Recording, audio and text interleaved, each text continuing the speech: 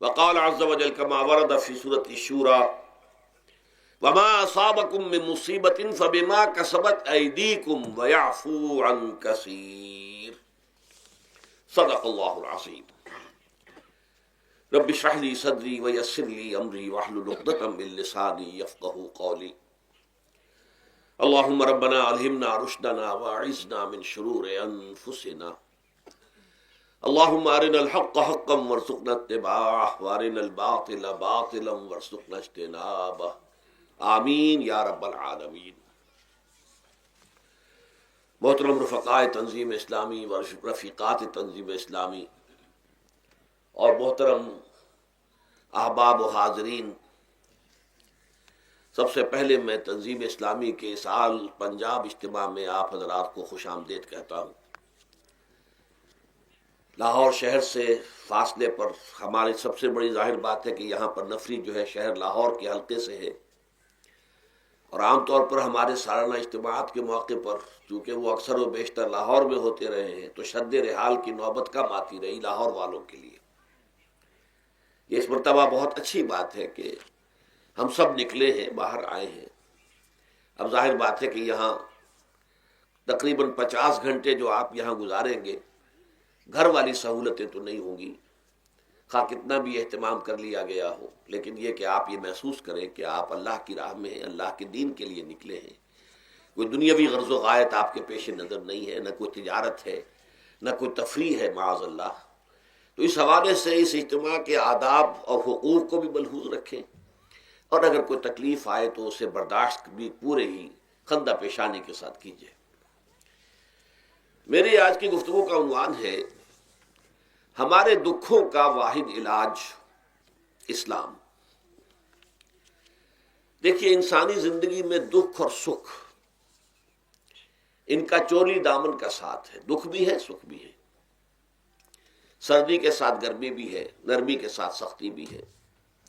ان مع العسر یسرا ان بعد العسر یسرا، یسر کے ساتھ عسر ہے، عسر کے ساتھ یسر ہے. لیکن انسان نفسیاتی طور پر متاثر جو ہوتا ہے زیادہ، وہ تکلیف سے ہوتا ہے، دکھ سے ہوتا ہے.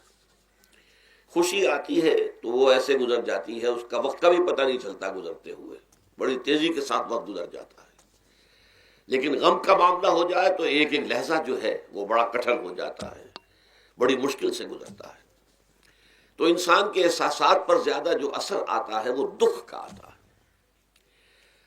بعض فلسفے دنیا میں ایسے ہیں کہ جنہوں نے اس دکھ، خاص طور پر جو حساس انسان اس کو محسوس کرتا ہے، اس کے اعتبار سے یہ کہا ہے کہ دنیاوی زندگی نرا دکھ ہی دکھ ہے. آپ کو معلوم ہے کہ تعداد انسانوں کی بہت بڑی تعداد ہے جو بدھ مت کی پیروکار ہے، اور بدھ مت کا کلمہ طیبہ یہ ہے، یعنی یہ ان کا اصل الاصول ہے. جیسے ہمارے دین کا اصل الاصول ہے لا الہ الا اللہ محمد رسول اللہ، کلمہ طیبہ. ان کا جو کلمہ طیبہ ہے وہ یہ سروم دکھم، سب دکھ ہی دکھ ہے، سب مصیبت ہی مصیبت ہے. انسانی زندگی جو ہے وہ تو صرف دکھوں سے اور تکلیفوں سے عبارت ہے. اسی کو غالب نے بھی کہا ہے، آپ نے یہ شعر بھی غالب کا میں نے بہت سے دروس میں سنا ہوگا کہ قید حیات و بند غم اصل میں دونوں ایک ہیں. یہ قید حیات ہے. ابھی آپ حدیث سن رہے تھے دنیا سجن المومن، مومن کے لیے یہ دنیا کی زندگی جو ہے جیل خانہ ہے، یہ قید ہے، قید حیات. جیسے جیل میں آدمی اپنی مرضی سے نہیں جاتا، بھیجا جاتا ہے، اپنی مرضی سے نہیں نکلتا بلکہ نکالا جاتا ہے. اسی طرح لائی حیات آئے قضا لے چلی چلے، اپنی خوشی سے آئے نہ اپنی خوشی چلے. تو دنیا کی زندگی جو ہے وہ واقعتاً ایک اعتبار سے قید خانہ ہے. قید حیات و بند غم اصل میں دونوں ایک ہیں. جب تک یہ زندگی رہے گی غم بھی لگا رہے گا، تکلیفیں لگی رہیں گی، مصائب آتے رہیں گے، انسان کو دکھوں کا سامنا رہے گا، واسطہ رہے گا. موت سے پہلے آدمی غم سے نجات پائے کیوں؟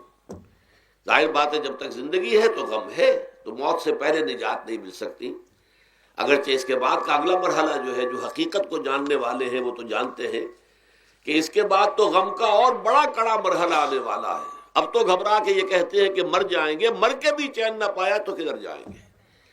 اگر اللہ ہمیں معاف فرمائے، اپنی رحمت اور مغفرت سے ہمیں اب ڈھانپ لے، جیسے کہ حضور نے فرمایا الا یتغمدنی ربی برحمتہ۔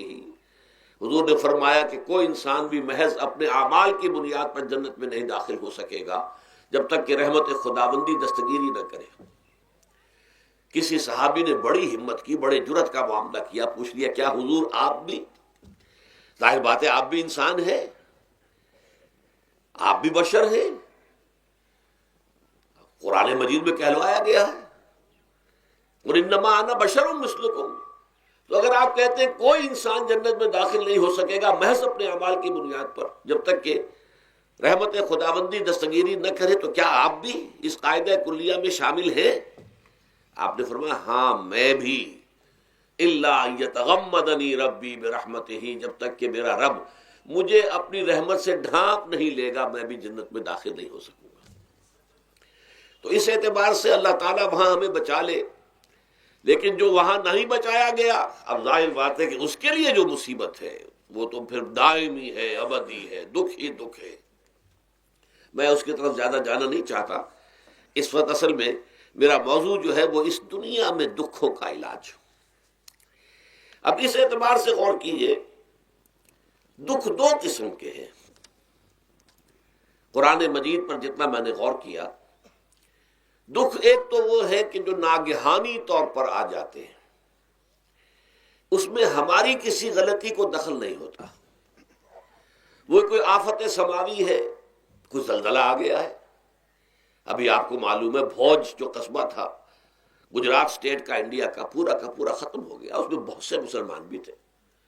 جب کوئی آفت سماوی آتی ہے تو وہ ظاہر بات ہے کہ پھر سب کے سب لوگ اس کی لپیٹ میں آ جاتے ہیں۔ زلزلہ آ گیا یا کوئی اور طوفان آ جائے، جیسا کہ کئی مرتبہ آپ نے اخبارات میں پڑھا ہوگا، اس سال امریکہ میں بہت طوفان آئے ہیں، مشرقی ساحل پر بار بار طوفان آئے، وہاں بھی لوگ مرتے ہیں، وہاں بھی چھتیں اڑ جاتی ہیں، وہاں بھی تباہی جو ہے آتی ہے۔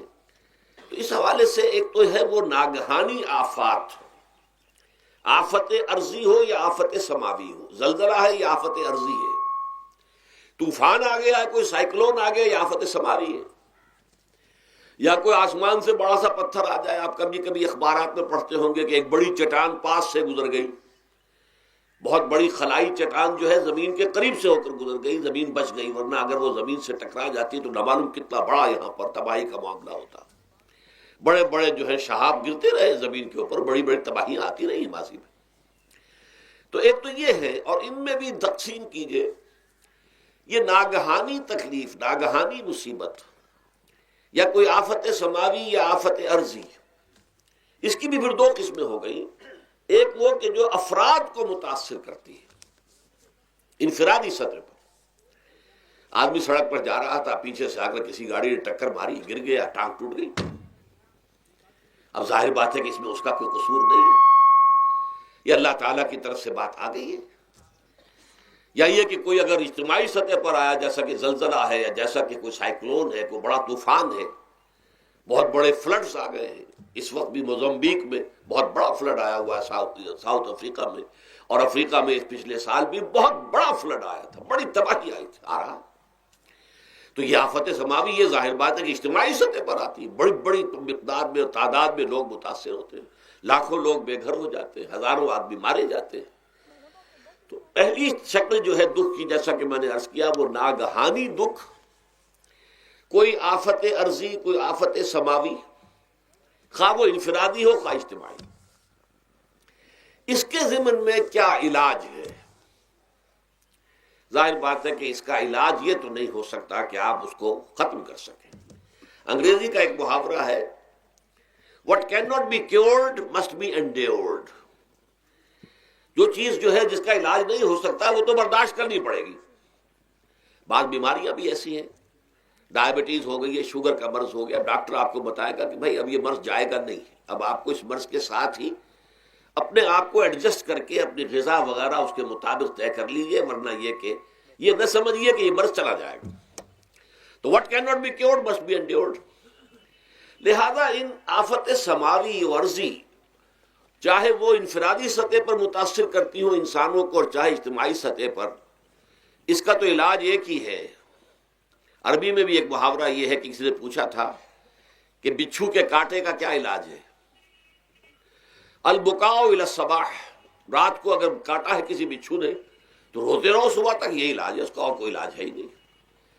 تو جو چیز لا علاج ہے اسے برداشت کرنا، گویا کہ یہاں جو اصل شے ہوگی کہ دنیاوی آفات، عرضی و سماوی آفات، ناگہانی آفات، ناگہانی مصیبتیں، ان کے ضمن میں ہمیں ایسی شے کی ضرورت ہے جو ہمارے اندر برداشت پیدا کر دے، اس کو جھیلنا آسان بنا دے، ہم اس کی وجہ سے بجھ کر نہ رہ جائیں، ہماری ہمتیں جواب نہ دے جائیں، ہمارا ارادہ ختم نہ ہو جائے، ہمارا حوصلہ پست نہ ہو جائے، بلکہ برداشت ہو، جھیلنا ہو، تحمل ہو۔ ابھی بٹر صاحب کہہ رہے تھے اللہ تعالیٰ ذرا سا متحمل ہے، میں نے کہا یہ بہت غلط بات کہہ رہے ہیں، اللہ بہت متحمل ہے۔ وہ ذرا سا تو یوں سمجھیے کہ ان کے کہنے کے انداز میں یہ بات آ گئی، ذرا سا رحیم بھی ہے، نہیں وہ بہت رحیم ہے، بہت متحمل ہے، بہت حلیم ہے۔ لیکن یہ کہ ہمیں یہ جو آفات سماویہ اور عرضیاں ہیں جو ہمارے اوپر آ جاتی ہیں اللہ کی طرف سے، ان کے ضمن میں ذہنی ایک ایٹیچیوڈ پیدا ہو جائے، سوچ کا ایک خاص رخ بن جائے، انسان کے احساسات ایک خاص طرز پر ڈھل جائیں، تو پھر ان کو برداشت کرنا آسان ہو جاتا ہے۔ اور وہ کیا ہے؟ وہ ہمارے ایمان کا لازمی تقاضا ہے۔ ایمان ہمیں یہ بتاتا ہے کہ کوئی مصیبت اس زمین میں آتی ہے نہ تمہاری جانوں پر آتی ہے بغیر اذن رب۔ جو کچھ آ رہا ہے اللہ تعالیٰ کے فیصلے سے آیا ہے، یہ کوئی اندھا بہرا مادہ نہیں ہے، یہ کوئی اندھا بھینسا نہیں ہے کہ اس نے آ کے آپ کو ٹکر مار دی ہے، نہیں، یہ تو سمیع و بصیر، علیم و خبیر اللہ اور حکیم اور قدیر اللہ کا فیصلہ ہے۔ لہذا یہ من جانب اللہ ہے، اس کو تم سمجھو کہ یہ اللہ تعالیٰ کی طرف سے ہے۔ اور جب اللہ کی طرف سے ہے تو سورہ آل عمران میں فرمایا بیدہ الخیر، اس کے ہاتھ میں تو خیر ہی خیر ہے۔ یعنی بظاہر تمہیں محسوس ہوتا بھی ہو کہ یہ میرے لیے تکلیف دہ بات آ گئی ہے، تو اس کو یوں سمجھو کہ اس کا نتیجہ جو میرے حق میں نکلے گا وہ خیر ہوگا۔ فوری طور پر تو تکلیف ہے، مجھے اچھی نہیں لگ رہی، ناگوار ہے، لیکن نتیجہ اس کا خیر نکلے گا۔ جیسے بچہ بیمار ہے، ماں اسے دوا پینے پر مجبور کر رہی، کڑوی دوا ہے، وہ تو سمجھتا ہے مجھ پر بڑا ظلم ہو رہا ہے، یا آپ لے گئے اسے ڈاکٹر کے ہاں ٹیکا لگوایا ہے، وہ تو چیخ رہا ہے، رو رہا ہے، لیکن آپ کو معلوم ہے، کاش اسے بھی معلوم ہو جائے کہ یہ میرے خیر کے لیے، میرے بھلے کے لیے، اگر اسے یہ معلوم اور محسوس ہو جائے تو اس کی تکلیف اس کے اندر بہت کمی آ جائے گی، وہ سہار لے گا، اس کو وہ برداشت کرے گا۔ اس حوالے سے اس کا جو ہمارے دین میں اس کا نام ہے، اس ذہنی کیفیت کا، ان احساسات کا، اسے ہم کہتے ہیں تسلیم و رضا۔ جو کچھ آ رہا ہے اللہ کی طرف سے آ رہا ہے، لہذا سر تسلیم خم ہے، اے اللہ ہم قبول کرتے ہیں، رضا، ہر حال میں تیری رضا پر راضی ہیں، جو تیرا فیصلہ ہے ہمیں بصر و چشم قبول ہے، تسلیم و رضا۔ ہم بھی تسلیم کی خو ڈالیں گے، بے نیازی تیری عادت ہی صحیح۔ اللہ تو بے نیاز ہے، لیکن اے اللہ تو ہمارے لیے جو بھی تکلیف کا تو نے فیصلہ کیا، ہم تسلیم کی خو ڈالیں گے، عادت پیدا کر لیں گے اپنے اندر کہ ہر ساقی ماریخ عین الطاف است، کہ میرا ساقی میرے پیالے میں جو کچھ ڈال دے اس کا لطف و کرم ہے۔ یہ مقام رضا ہے، یہ ایمان کا ایک ایسا تقاضا ہے کہ جس کو ہم کہیں گے ایمان کی حلاوت، ایمان کی مٹھاس۔ اگر آپ کا منہ کڑوا ہو جائے تو آپ چینی کھاتے ہیں تاکہ منہ کا ذائقہ ٹھیک ہو جائے۔ اگر تکالیف کی وجہ سے، دکھ کی وجہ سے آپ کے احساسات کے اندر کوئی خرابی پیدا ہو رہی ہے، یہ جو مقام رضا ہے، یہ اس کے لیے قند ہے، یہ اس کے لیے چینی ہے، یہ اس کے لیے شہد ہے، یہ اس کی تلخی کو ظاہر کر دینے والی شیء ہے کہ اللہ تیری رضا پر راضی، راضی برضائے رب۔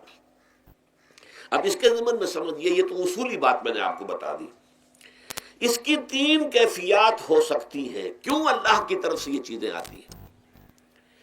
سب سے پہلی شے ہے، اب وہ جو آیات میں نے سنائی تھی وہ سن لیجئے پہلے ترجمہ۔ سورہ تغابن میں فرمایا ما صاب من مصیبت الا باذن اللہ، دیکھو کوئی مصیبت تم پر نہیں آ سکتی، نہیں آتی مگر اللہ کے اذن سے۔ ومن یؤمن باللہ، اور جو شخص اللہ پر ایمان رکھتا ہو یہد قلبہ، اللہ اس کے دل کو ہدایت دے دیتا ہے، اس کے دل کو سکون عطا کر دیتا ہے، وہ راضی برضائے رب ہو جاتا ہے، اس میں شکوہ نہیں رہتا، اس میں شکایت نہیں ہوتی، اس میں تلخی نہیں ہوتی، کیوں ہو گیا، کیسے ہو گیا، کیوں ہو گیا، نہیں ہونا چاہیے، نہیں نہیں نہیں۔ یہ سارا جو پیچ آدمی کھاتا رہتا ہے نا اندر ہی اندر، وہ جو پیچ کھا رہا ہے، یہ سب پیچ سے نجات مل گئی۔ برو کشید سے پیچا کہ ہست بود مرا، چے اقدہا کے مقام رضا کشود مرا۔ یہ پیچ کھانا جو ہے، پیچا کے ہست بود، اس سے اللہ تعالیٰ نے مجھے نجات دے دی ہے مقام رضا کے ذریعے سے۔ کتنے بڑے بڑے عقدے میرے حل ہو گئے اس مقام رضا سے، چے عقدہا کہ مقام رضا کشود میرا، میرے تو بہت سے عقدے اس سے حل ہو گئے۔ اس حوالے سے ایک موٹی بات تو یہ ہو گئی، لیکن اب اس کو 3 حصوں میں تقسیم کیجئے۔ پہلی بات یہ کہ یہ اللہ کی طرف سے آزمائش کے طور پر آتے ہیں۔ آزمائش، میرا بندہ اس پر صبر کرتا ہے یا نہیں، یا میرے خلاف بکواس کرنے پر آمادہ ہو جاتا ہے۔ اللہ تو ایسا ہے، اللہ نے تو ہم پر کبھی کرم کیا ہی نہیں ہے، اللہ تو ظالم، معاذ اللہ معاذ اللہ معاذ اللہ۔ کہیں ایسا تو نہیں، میرا بندہ جو ہے تکلیف کو جھیلتا ہے میری وجہ سے، یہ سمجھ کے کہ اللہ کی طرف سے آئی۔ یہ صبر جو ہے یہ بہت بڑی کامیابی ہے اگر انسان کو حاصل ہو جائے۔ اور اس صبر کے نتیجے میں 2 اور باتیں پیدا ہوتی ہیں۔ یہ مضامین علیحدہ علیحدہ دروس کے اندر آتے رہے ہیں، لیکن آج ایک نئے عنوان کے تحت جمع ہو کر آ رہے ہیں۔ پہلی بات یہ ہوتی ہے کہ یہ امتحان کا نتیجہ کیا نکلتا ہے کہ آپ نے ایک امتحان پاس کیا تو آپ کے اگلے درجے میں ترقی ہو جاتی ہے۔ 5ویں کا امتحان پاس کر لیا نا تو 6ٹھی میں جائیں گے، اب 6ٹھی کا امتحان پاس کریں گے تو 7ویں میں جائیں گے، 7ویں کا پاس کریں گے تو 8ویں میں۔ درجہ بدرجہ انسان کی دینی، ایمانی اور روحانی ترقی کا ذریعہ یہ آزمائش بنتی ہے۔ جتنا اس میں صبر ہوگا، جتنا اس میں تسلیم و رضا جو ہے آپ حاصل کرتے جائیں گے تو آپ کے درجے بلند ہوتے چلے جائیں گے۔ آپ کا امتحان کڑے سے کڑا آئے گا، بڑے سے بڑا آئے گا، مشکل سے مشکل تر آئے گا۔ ایک وقت میں ایم اے کا امتحان بھی آپ کو دینا ہوگا، ایک وقت میں ہو سکتا ہے پی ایچ ڈی کے لیے تھیسس آپ لکھیں، پھر اس کے اوپر جو ہے ٹیم بیٹھی ہوئی اور آپ سے وہ بحث کرے، جرا کرے آپ سے، وہ بھی کرنا ہوگا۔ لیکن یہ کہ اگر پرائمری ہی میں فیل ہو گئے تو اس کا سوال ہی پیدا نہیں ہوتا کہ کبھی آپ ایم اے کا یا پی ایچ ڈی کا تھیسس بھی لکھیں۔ اور اسی کو دوسرے انداز میں کہا گیا ہے قرآن مجید میں، وَلِيُبْلِيَ الْمُؤْمِنِينَ مِنْهُ بَلَاءً حَسَنًا۔ اصل میں ابلا کہتے ہیں، بلا یبلو جو ہے عربی زبان میں آتا ہے آزمانا۔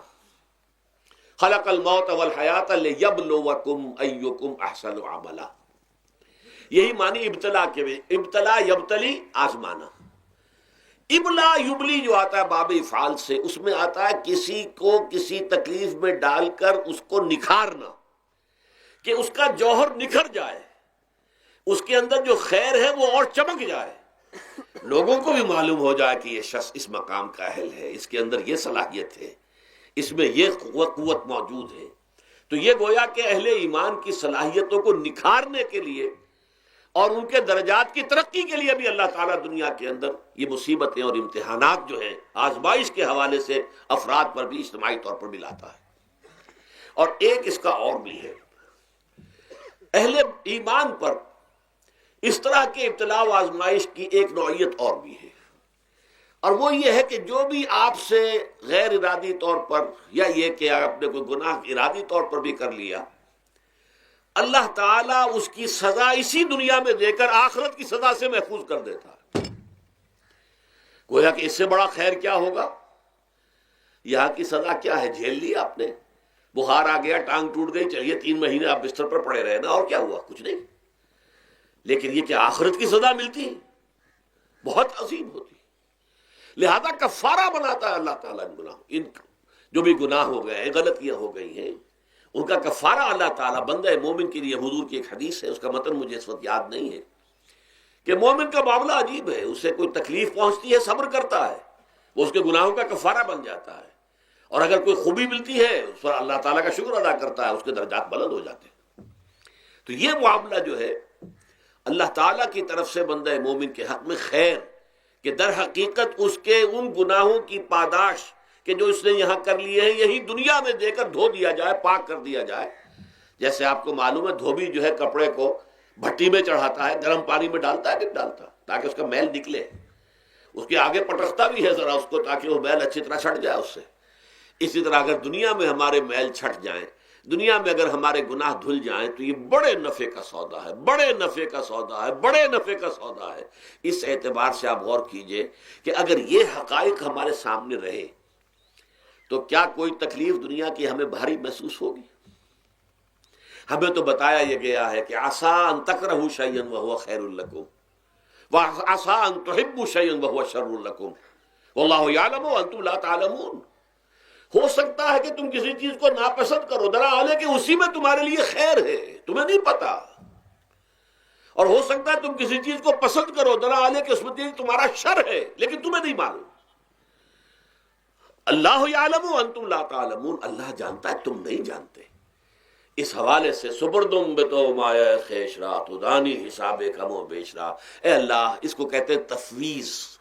یہ سورہ تغابن کے درس میں یہ تمام مضامین تفصیل سے آتے ہیں کہ ایمان کے جو باطنی ثمرات ہیں اس میں سب سے پہلے مقام رضا ہے، پھر تفویض ہے، توکل ہے۔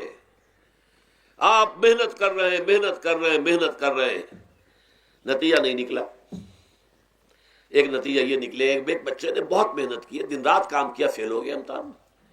اب صدمے سے کمر ٹوٹ سکتی ہے اس کی، لیکن نہیں، ہو سکتا ہے کہ اللہ تعالیٰ نے اسی میں میرے لیے خیر رکھی ہو۔ اس لیے کہ ہماری محنت سے کچھ نہیں ہوگا، ہمارے مادی وسائل سے کچھ نہیں ہوگا، ہوگا اللہ کے اذن سے، اللہ کی مرضی سے، اللہ کی مشیت سے۔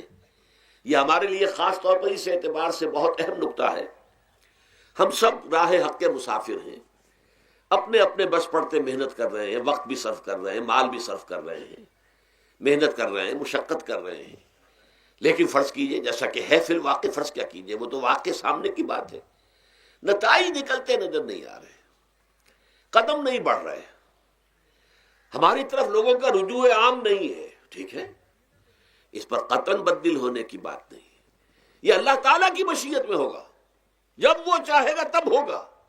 ہمارا کام یہ کہ اپنا فرض ادا کیے چلے جائیں بس، اور نتیجے سے بالکل ذہن کو اپنے منقطع کر لیں، ذہن کا کوئی تعلق آپ کے نتیجے کے ساتھ نہ رہے۔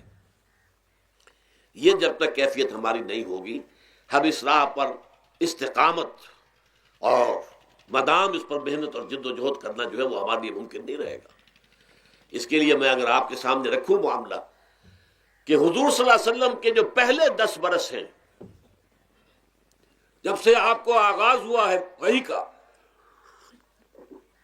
اس کے بعد سے پہلے 10 برس دن رات کی محنت، شدید مشقت، یہاں تک کہ اللہ بھی روک رہا ہے، نبی آپ اپنے آپ کو ہلاک کر لیں گے، لعلک باخع نفسک الا یکونوا مؤمنین، کیا آپ اپنے آپ کو اس صدمے میں ہلاک کر لیں گے؟ یہ ایمان نہیں لا رہے، اس قدر صدمہ۔ لیکن اس کے ساتھ یہ ہے کہ یہ نہیں ہے کہ نتیجہ نہیں نکل رہا تو کام چھوڑ کے بیٹھ جائیں، نہیں، معاذ اللہ، معاذ اللہ۔ نتیجہ نہ نکلے تو حضرت نوح علیہ السلام کی عمر بھی اگر حضور کی ہوتی، 950 برس بھی حضور دعوت دیتے تھے، آپ کا کام تھا، آپ کا فرض تھا۔ حضرت نوح علیہ السلام بھی تو آخر اللہ کے ایک بندے تھے، اللہ کے رسول تھے، 950 برس تک دعوت دی ہے۔ فَلَبِثَ فِيهِمْ أَلْفَ سَنَةٍ إِلَّا 50 عاما، یہ تو ہم مانتے ہی نا، اگر قرآن کے اندر نص قطعی صریح الفاظ نہ ہوتے کہ 950 برس تک رہے، ورنہ یہ بات سمجھ سے بالا تر ہے۔ عام طور پر معلوم ہوتا ہے کہ اس دور میں ابھی عمریں زیادہ تھی لوگ۔ بہرحال جو میں نے عرض کیا تھا کہ دکھ جس سے انسان متاثر ہوتا ہے، اس کی ایک قسم وہ ہے کہ جو ہمارے ارادہ اور اختیار سے باہر، اللہ کی مشیت سے، اللہ کے اذن سے، اللہ کی مرضی سے آتا ہے، اس کے لیے ہمارا کام صرف برداشت ہے۔ جو شے بھی ہمیں برداشت کی صلاحیت عطا کر دے وہی اس کا علاج ہے۔ جیسے آپ کو معلوم ہے کہ بخار بہت تیز چڑھا ہوا ہے، اس کی دوا نہیں ہے اسپرین یا کوئی اور پیراسیٹامول، بخار کی شدت کو کم کر دے گا، وہ کوئی علاج نہیں ہے۔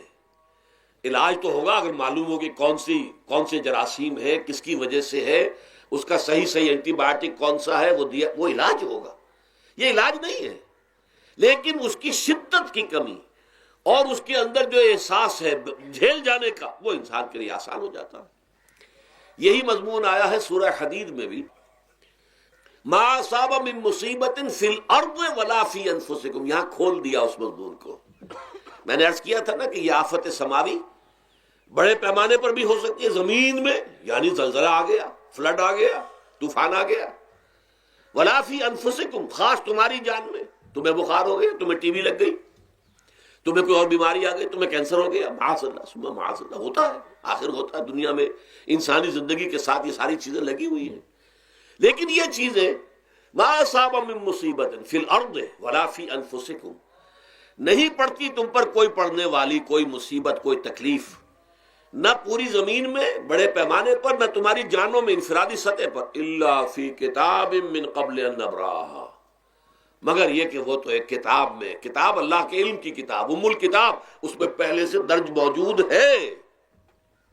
یہ الٹ اپ نہیں ہو گیا، یہ اچانک نہیں ہو گیا۔ آپ اچانک سمجھتے ہیں کہ صاحب میں تو جا رہا تھا، اچانک ٹرک نے آ کے مجھے دھکا مار دیا۔ اچانک کوئی شے یہاں نہیں ہوتی، اس کائنات میں پتا تک نہیں ہلتا جب تک کہ اس نے رب نہ ہو۔ اچانک کا کیا سوال؟ تو در حقیقت جو ہوتا ہے وہ اللہ تعالیٰ کے علم میں پہلے سے ہے، علم کامل، ما کان وما یکون، جو کچھ ہوا ہے، جو کچھ ہوگا، مستقبل، ماضی، کل کا کل، آنے واحد میں اللہ کے علم میں موجود ہے۔ لہذا یہاں اچانک کچھ نہیں ہوتا، جو بھی آیا ہے اللہ کے علم سے آیا ہے، اور یہ پہلے سے اللہ کے علم کے اندر موجود تھا، لکھا ہوا تھا، الا فی کتاب من قبل ان نبراہا ان ذلک علی اللہ یسیر۔ یہ تمہیں تو مشکل نظر آئے گا لیکن اللہ پر بڑا آسان ہے، اللہ کا علم کامل ہے، ما کانا ما یکون کو حاوی ہے۔ لِكَيْ لَا تَأْسَوْا عَلَىٰ مَا فَاتَكُمْ، تاکہ تم افسوس نہ کیا کرو ان چیزوں پر جو تم سے چھوٹ جائیں، جاتی رہیں، چھن جائیں۔ کوئی موقع تھا ہاتھ سے نکل گیا، کوئی دولت تھی اس پر ڈاکہ پڑ گیا، کوئی اور مصیبت ہے وہ آ گئی، کوئی عزیز فوت ہو گیا، اکلوتا بیٹا تھا فوت ہو گیا، وغیرہ وغیرہ۔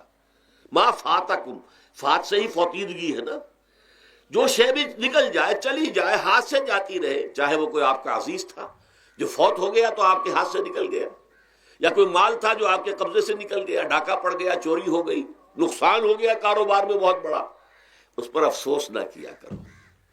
اگر افسوس کرو گے تو اس کا مطلب کیا ہوگا کہ تمہیں اللہ پر اعتماد نہیں ہے، یا تم سمجھتے ہو کہ اللہ کے سوا بھی کوئی ہے جو یہ کام کر سکتا ہے۔ کائنات میں تو ایک ہی کی مرضی چلتی ہے، وہ ہے اللہ۔ لہذا اگرچہ وہ کسی کے ذریعے سے تکلیف آپ کو پہنچی ہے، کسی نے آپ کو پتھر مارا ہے، وہ پتھر ہو سکتا ہے آپ کو نہ لگتا، لگ گیا ہے تو اللہ کے فیصلے سے لگا ہے، اس کا باپ بھی نہیں پتھر مار سکتا آپ کو اگر اللہ کا اذن نہ ہو۔ لہذا آپ پتھر مارنے والے کو بھی مجرم سمجھیے، ٹھیک ہے، اس سے بھی قصاص لینے کا آپ کو حق ہے، لیکن یہ جان لیجئے کہ جو آیا ہے پتھر وہ اذن رب سے آیا ہے۔ اب ظاہر بات ہے کہ اگر یہ کیفیت ہوگی تو غصہ اتنا نہیں ہوگا اس شخص پر کہ جس نے یہ کام کیا ہے، بلکہ ہو سکتا ہے آدمی مسکرا کے رہ جائے، جیسے کہ وہ میں واقعہ سناتا رہا ہوں اپنے دروس میں کہ ایک درویش منش آدمی جا رہا تھا، جو رب کرے سو ہو، جو رب کرے سو ہو، جو رب کرے سو ہو۔ کسی شخص نے پتھر اٹھا کر دے مارا، اس کے سر پہ لگ گیا کہ اس نے پیچھے پلٹ کر دیکھا کس نے مارا ہے۔ اس نے کہا مجھے کیا دیکھتے ہو، جو رب کرے سو ہو، یہ تو رب کے مارنے سے۔ اس نے کہا مجھے تو یہ پتھر رب کے مارے ہی لگا ہے، لیکن میں دیکھ یہ رہا تھا بیچ میں کس کا منہ کالا ہو گیا، اپنے لیے کس نے ایک گناہ کما لیا، اپنے لیے کس نے ایک مصیبت جو ہے وہ مول لے لی، وہ بیچ میں تم آ گئے ہو۔ پتھر اللہ کی طرف سے آیا ہے، لیکن اس کا عذاب، اس کا وبال تم پر آ جائے گا۔ بہرحال یہ تو میں نے عرض کیا آپ کے سامنے، وہ چیزیں کہ جو آ جاتی ہیں، وہ تکالیف، وہ مصائب جو اللہ کی طرف سے من جانب اللہ ہے، اس میں آپ کسی کو مورد الزام نہیں ٹھہرا سکتے، وہ آپ پر آ گیا۔ دوسری تکلیفیں وہ ہیں جن کے لیے فارسی میں کہتے ہیں خود کردہ، اپنے ہاتھوں جو مصیبتیں آتی ہیں۔ اس کے لیے میں نے آپ کو سورہ شورى کی آیت سنائی ہے، ما اصابکم من مصیبت فبما کسبت ایدیکم ویعفو عن کثیر۔ جو مصیبت بھی تم پر آتی ہے انسانوں، وہ تمہارے اپنے ہاتھوں کے کرتوتوں کی وجہ سے آتی ہے، اور ابھی تو اللہ بہت سی چیزوں کو تو معاف بھی کرتا رہتا ہے، ہر تمہاری غلطی پر پکڑتا نہیں ہے، ہر خطا کے اوپر تمہیں سزا نہیں دیتا ہے، کوئی سزائیں معاف بھی کرتا رہتا ہے، عفو و درگزر سے بھی کام لیتا ہے، بہت متحمل اور حلیم بھی ہے، بہت رحیم اور غفور بھی ہے اور کریم بھی ہے، لیکن یہ کہ یہ جان لو کہ ایک مصیبتیں وہ ہیں جو تمہاری اپنی پیدا کرنے، بما کسبت ایدیکم، تمہارے اپنے ہاتھوں کی کمائی ہے۔ یہ کون سی خود کردہ، یہ در حقیقت ہے اجتماعی نظام جو انسان بناتا ہے۔ اس اجتماعی نظام کو غلط کر کے اگر اس نے اپنے لیے مصیبتیں کھڑی کر لی، مصیبت ہے لیکن یہ مصیبت تمہارے اپنے ہاتھوں کی لائی ہوئی ہے۔ تم نے نظام غلط بنایا ہوا ہے، تم نے دولت کی تقسیم غلط کی ہوئی ہے۔ اللہ نے تو رزق پیدا کر دیا اور سب کے لیے کافی ہے، یہ تم نے کیا ہے کہ ایک طرف کچھ لوگوں کے کھتے بھرے ہوئے ہیں اور ایک طرف کوئی فاقے سے مر رہا ہے۔ یہ خود کردہ ہے، یہ ہمارا کبھی ہے، یہ تم نے نظام غلط بنایا ہے۔ یہ جو نظام کے اندر خرابی ہے یہ تمہاری اپنے کرتوت ہیں، تم نے خود نظام کے اندر غلطی رکھی ہوئی ہے، ناانصافی گھولی ہوئی ہے، اس کا زہر گھولا ہوا ہے، یہ تمہارے اپنے کرتوتوں کی وجہ سے، اور اس کا علاج تمہیں کرنا پڑے گا خود۔ اور وہ علاج کیا ہوگا؟ اس نظام کو صحیح قائم کرو، اللہ کا دیا ہوا نظام، نظام عدل و قسط۔ یہی وجہ ہے کہ سورہ حدید کی جو آخری آیت میں نے پڑھی تھی وہ کیا تھی؟ اللہ تعالیٰ فرماتا ہے کہ ہم نے تو اپنے رسولوں کو بھیجا اس لیے، کتابیں نازل اس لیے کی، لقد ارسلنا رسلنا بالبینات، ہم اپنے رسولوں کو بھیجتے رہے معجزوں کے ساتھ، واضح نشانیوں کے ساتھ۔ وانزلنا معهم الکتاب والمیزان، ان کے ساتھ ہم نے کتاب اتاری، میزان اتاری۔ یہ سارا کچھ ہم نے کس لیے کیا؟ لیقوم الناس بالقسط، تاکہ لوگ عدل پر قائم ہوں۔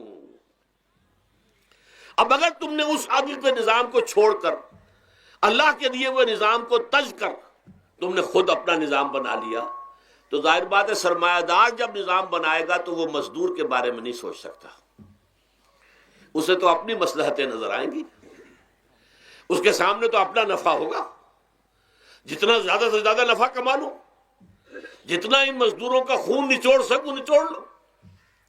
زمیندار نظام بنائے گا تو وہ بیچارے کاشتکار، مزارع، ہاری اس کی مصلحت نہیں دیکھ سکتا، وہ تو کہے گا مجھے اپنے بچوں کو انگلستان بھیجنا ہے تعلیم کے لیے، مجھے اپنے لیے جو ہے اسلام آباد میں بھی بنگلہ بنانا ہے اور بری میں بھی بنانا ہے، اور پھر مجھے تو ایئر کنڈیشن بنگلے چاہیے ہر جگہ پر۔ وہ تو اپنے مصلحت کو دیکھے گا۔ وہ غریب کے ساتھ کیا بیت رہی ہے جو دن رات کی محنت اور مشقت کر رہا ہے، جس نے ہل چلایا ہے، جس نے بیج ڈالا ہے، جس نے پانی دیا ہے، جس نے فصل کی دیکھ بھال کی ہے، جس نے پھر فصل کاٹی ہے، اس کے لیے تو بمشکل 2 وقت کا گزارا، وہ بھی بمشکل، اور اس کے علاوہ نہ اس کے بچے کے لیے علاج معالجے کی کوئی سہولت ہے، نہ اس کی اولاد کے لیے تعلیم کی کوئی کا بندوبست ہے، لیکن یہ کہ اسی کی محنت کے نتیجے میں عیش اڑا رہا ہے وہ زمیندار اور جاگیردار، ان کے محل ہیں، ایئر کنڈیشنڈ ہیں، ان کے بچے انگلستان اور امریکہ میں تعلیم حاصل کرتے ہیں، اب آگے بڑھ کر انہوں نے کارخانے دار بھی وہ بن گئے۔ وہی لوگ ہیں کہ جب اعلیٰ تعلیم حاصل وہ کرتے تو وہی بیوروکریٹس بنتے ہیں، انہی میں بڑے بڑے افسر آئیں گے۔ عام آدمی جو ہے وہ تو شاذ نکل آتے ہیں، کچھ لوگ بہت ذہین بچے بھی ہوتے ہیں، غربا کے بچے بھی ہوتے ہیں، کبھی کبھی نکل آتے ہیں، لیکن وہ تو کوئی 1-2 دانے ہوں گے ایسے جو بہت ہی انتہائی طور پر غیر معمولی طور پر ذہین ہو۔ عام بچہ کہاں کرے گا، کیسے جائے گا؟ لہذا وہ پیچھے رہ جائے گا، وہ جونیئر کلرک ہوگا یا بہت تیر مارے گا سینئر کلرک ہو جائے گا، اپر گریڈ کلرک ہو جائے گا لوور گریڈ کلرک سے بڑھ کر۔ اللہ اللہ خیر صلی اللہ، یہ کمشنر کون ہوں گے، ڈپٹی کمشنر کون ہوں گے، یہ تو ظاہر بات ہے اسی، سیکریٹری کون ہوں گے، یہ 22 گریڈ والے کون ہوں گے، 21 گریڈ والے کون ہوں گے، ان کی اکثریت انہی لوگوں میں سے ہوگی۔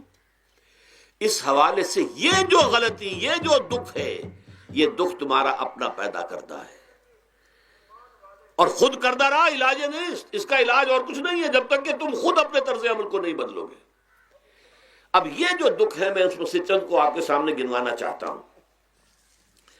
دیکھیے، سب سے پہلا دکھ جو دنیا میں انسان نے خود پیدا کیا سماجی سطح پر، یہ پیدائشی طور پر نیچ ہے اور یہ پیدائشی طور پر اونچا ہے، یہ مسلی ہے اور یہ سید ہے۔ ہمارے ہاں تو پھر بھی اللہ کا فضل ہے کہ اتنا زیادہ فرق و تفاوت نہیں، ہندوؤں میں یہ شودر ہے اور یہ برہمن ہے، علم حاصل کرنا برہمن کا حق ہے، شودر کا حق ہی نہیں ہے۔ اور شودر کے کان میں اگر اشلوک بھی پڑ جائے کہیں بغیر ارادے کے، کہیں جا رہا تھا اور کہیں گیتا کے اشلوک ہو رہے تھے، اس نے سن لیے، تو اس کی سزا کیا ہے؟ سیسا جو ہے اس کو پگھلا کر اور وہ اس کے کان میں ڈال دیا جائے تاکہ سماعت ہی ختم ہو جائے۔ دنیا میں یہ کس نے کیا بھائی؟ یہ خود انسان نے کیا۔ یہ ظلم انسان اپنے اوپر ڈھا رہا ہے، یہ اونچ نیچ اس نے خود بنائی ہے۔ ہمارے ہاں بھی ہے، اتنی نہیں ہے۔ مصلی کا کیا مقام ہے آپ کے معاشرے میں؟ سید کچھ بھی ہو، بدمعاش ہو، زانی ہو، سید ہے، اسے تو جھک کر اس کے گوڑے کو ہاتھ لگائیں گے۔ لیکن یہ کہ دوسرا شخص جو ہے مصلی، کتنا ہی نیک ہو، بھلا ہو، پارسا ہو، وہ برابر جو ہے چارپائی پر بھی بیٹھنے کا حقدار نہیں۔ یہ ساری اونچ نیچ ہم نے پیدا، اللہ نے نہیں کیا تھا۔ اللہ نے تمام انسانوں کو مساوی پیدا کیا۔ اللہ کے رسول یہ فرما کر گئے، لا فضل لعربی علی عجمی ولا لعجمی علی عربی ولا لأحمر علی اسود ولا لأسود علی احمر الا بالتقوی کلکم بنو آدم وآدم من تراب۔ دیکھو، کسی عرب کو کسی اجمی پر فضیلت نہیں ہے، کسی اجمی کو کسی عرب پر کوئی فضیلت نہیں ہے، کسی گورے کو کسی کالے پر فضیلت نہیں ہے، کسی کالے کو کسی گورے پر فضیلت نہیں ہے، الا بالتقوی۔ یہ اگر فضیلت ہے تقوی، کون خدا ترس زیادہ ہے، کس کے اخلاق زیادہ بلند ہے، کون نیک اور پارسا زیادہ ہے، کون لوگوں کی خدمت زیادہ کرتا ہے، اس کے اعتبار سے درجہ بلند ہوگا۔ پیدائشی طور پر تمام انسان بالکل مساوی ہے۔ پھر ہمارے معاشرے میں جو ظلم ہوتا ہے، دو طبقات ہیں جو حضرات سورہ نساء پڑھتے ہیں، اس میں سب سے پہلے دو طبقات جو کہ گرے ہوئے تھے اس معاشرے میں اور آج بھی گرے ہوئے ہیں، ایک یتیم اور ایک عورت۔ ان دونوں کے لیے ابتدائی سے سورہ نساء کے اندر جو ہے احکام آئے تو ان کے بارے میں آئے۔ یتیموں کو ان کا مال ہڑپ کر جانا، ان کو دھکے دینا۔ ارأیت الذی یکذب بالدین فذلک الذی یدعو الیتیم ولا یحض علی طعام المسکین۔ تم نے کبھی غور کیا اس شخص پر جو کہ جزا و سزا کا منکر ہے؟ وہی ہے کہ جو یتیم کو دھکے دیتا ہے۔ یتیموں پر ظلم ہوتا ہے، وہ آپ کے معاشرے میں پستے ہیں، پٹتے ہیں، ان کا کوئی والی وارث نہیں، ان کی طرف سے کوئی پوچھنے والا نہیں، کوئی بولنے والا نہیں۔ اور پھر یہ کہ اگر اس کا باپ کو مال چھوڑ گیا ہے تو وہ چچا کھا جائیں گے، کوئی اور ولی کھا جائیں گے، ختم کر دیں گے، ہڑپ کر جائیں گے۔ جس پر قرآن مجید کہتا ہے کہ ان الذین یاکلون اموال الیتامی ظلما انما یاکلون فی بطونہم نارا۔ یقیناً وہ لوگ جو یتیموں کا مال ناحق ہڑپ کرتے ہیں، وہ اپنے پیٹوں میں آگ کے انگارے بھر رہے ہیں۔ وَسَيَصْلَوْنَ سَعِيرًا۔ اور یہاں تو دنیا میں جو آگ کے انگارے ہیں وہ محسوس نہیں ہو رہے، آخرت میں ایک طرف وہ آگ کے انگارے ظاہر ہو جائیں گے جو اندر سے جلائیں گے، اور ایک طرف جہنم کی آگ باہر سے جلائے گی۔ یہ دو طرفہ جلن جو ہے ان کو برداشت کرنی پڑے گی۔ ظاہر بات ہے یہ ہمارا اپنا کیا ہوا ہے، یہ اللہ کی طرف سے نہیں ہے، یہ ہم نے نظام غلط بنایا ہے، ہم نے اتوار اپنے برے کر لیے۔ اور دوسرا طبقہ خواتین کا، عورتوں کا۔ سب سے بڑا ظلم اس معاشرے میں کیا ہے؟ جو بچپن ہی سے احساسات کے اوپر ایک بوجھ بن جاتا ہے بچیوں کے، کہ بیٹے کو افضل سمجھتے ہیں، بیٹی کو جو ہے گھٹیا سمجھتے ہیں۔ اس قدر ناانصافی، اس قدر ناانصافی۔ اسی باپ کے نطفے سے بیٹا بھی ہے اور بیٹی بھی ہے، اسی ماں کے رحم میں بیٹے نے بھی پرورش پائی ہے، بیٹی نے بھی پرورش۔ بعضکم من بعض، قرآن کہتا ہے تم سب ایک دوسرے میں سے ہو، کوئی افضل نہیں، کوئی گھٹیا نہیں۔ اللہ تعالیٰ نے، اللہ کے نبی نے کسی بیٹے کی پرورش پر کوئی اجر و ثواب نہیں بتایا۔ ہاں، 2 یا 3 بیٹیوں کو پال پوس کر، تہذیب سکھا کر، پھر ان کی شادی کر کے ان کے گھروں میں پہنچا دیا، جنت کی ضمانت اللہ تعالیٰ دے رہا ہے۔ اور سب سے بڑی بات یہ کہ سب سے زیادہ محبوب انسان حبیب اللہ محمد ہے صلی اللہ علیہ وسلم، اور محمد کو اللہ نے بیٹے نہیں دیے بھی تو لے لیے، بیٹیاں دی، 4 بیٹیاں دی۔ اور کتنی محبت کرتے تھے محمد صلی اللہ علیہ وسلم کی بیٹیوں سے، خاص طور پر حضرت فاطمہ سے، وہ تو آپ سیرت میں پڑھیے کتنی محبت، کس قدر محبت۔ سب سے چھوٹی تھی شاید اس لیے۔ بہرحال پہلی بات تو یہ کہ بچپن ہی سے وہ دعویٰ پڑھنا شروع ہو جاتا ہے بچیوں کے ذہنوں پر کہ ہم کو گھٹیاں ہیں، ہمارے بھائی بڑیاں ہیں، ہمارے والدین جو ہیں ان سے زیادہ محبت کرتے ہیں، ہم سے نہیں کرتے۔ پھر شادی میں اکثر و بیشتر لڑکیوں کی مرضی کا کوئی خیال نہیں کیا جاتا. یہ ظلم ہے جو ہم کر رہے ہیں. لڑکی کی مرضی کے بغیر، اس کے اذن کے بغیر، اس کی اجازت کے بغیر کوئی شادی نہیں ہو سکتی. زبردستی وہ بھیڑ بکریاں نہیں ہے کہ جس کے ہاتھ چاہا آپ نے بیچ دیا. معاذ اللہ ثم معاذ اللہ ثم معاذ اللہ. یہ ضرور ہے کنواری بیٹی ہے تو اس سے صرف آپ نے پوچھا اور وہ خاموش رہی، بس یہ بھی کافی ہے. البتہ یہ کہ اگر کوئی سیبہ ہے جس سے پہلے نکاح ہو گیا تھا، بیوہ ہو گئی، یا پہلے شادی تھی ایک خلا لے لی، طلاق لے لی یا طلاق ہو گئی، اس کو تو کہنا پڑے گا کہ ہاں مجھے کوئی اعتراض نہیں ہے اگر میری فلاں شخص سے شادی کر دی جائے، اس کے بغیر نکاح ہو نہیں سکتا. پھر ان سب کے اوپر سب سے بڑا ظلم، یہ تو اللہ تعالیٰ آپ کو توفیق دے تو دوسرا رکوع سورہ نساء کا پڑھیں. کتنی تاکید کے ساتھ احکام آئے ہیں وراثت کے. وراثت مما قل منہ او کثر، چاہے زیادہ مال کسی نے چھوڑا ہو چاہے تھوڑا سا چھوڑا ہو، لیکن وراثت کے احکام جو ہیں ان کو نافذ کرنا ہوگا.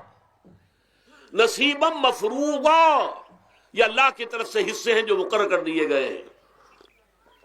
لیکن ہمارے معاشرے میں کون ہے جو بیٹیوں کو دینے کو تیار ہو اور بہنوں کو دینے کو تیار ہو؟